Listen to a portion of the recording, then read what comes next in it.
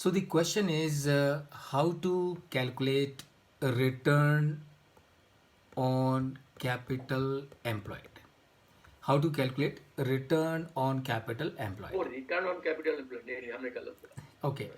Now let me tell you friends, based on my experience of delivering these training programs in more than 50 locations across the globe, I can tell you in case of 99.99% of audience that I have come across 5 continents in more than 50 locations, they have a confusion about how to calculate return on capital employed. So if we have to understand as to how to calculate return on capital employed, first of all we will have to understand as to what is the meaning of return on capital employed, or what does it tell as a indicator, as a KPI. So remember, a return on capital employed tells us what? It tells us as a business what return are you giving to the people who have given you capital. That is the return on capital employed. That is ROCE, return on capital employed. Now obviously, if you want to calculate return on capital employed, how will you calculate it? Return divided by capital employed into 100. So this is the simple formula for calculating return on capital employed. Now second thing that you need to understand, if you want to calculate return on capital employed correctly, what is the meaning of capital employed? And let me tell you once again here, again based on my experience of delivering these programs across 5 continents, I have seen invariably there is a misunderstanding about what is capital employed. Different people will define capital employed in different ways. But the definition of capital employed is very simple. And what is the definition of capital employed?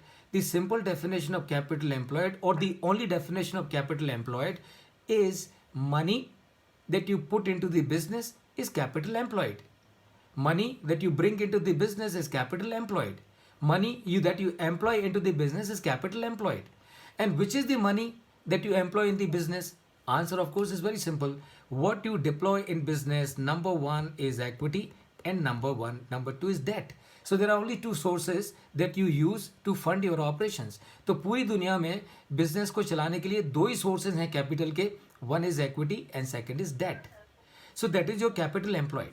Now remember what you are trying to calculate. You are trying to calculate return on capital employed. So if you have to calculate return on capital employed, what should you take as R? And again let me tell you, I have seen people, someone will use in the numerator earning after tax, somebody will use EBIT, somebody will use something else, somebody will use something else. So what should we use in the numerator? And the answer of course is very simple. And the answer is, what is that we are trying to calculate? We are trying to calculate return on capital employed. What does my capital employed comprises of? My capital employed comprises of equity and debt. That means what? That means what return I am giving to the equity shareholders, what return I am giving to the people who have given me the equity capital. I am giving them earning after tax. So earning after tax is what I have earned for the people who have given me the equity, right? They are the equity capital provider. What return I am giving to the debt lenders? जिन लोगों ने मुझे कर्जा दिया, loan दिया, उनको मैं क्या दे रहा हूँ as a return?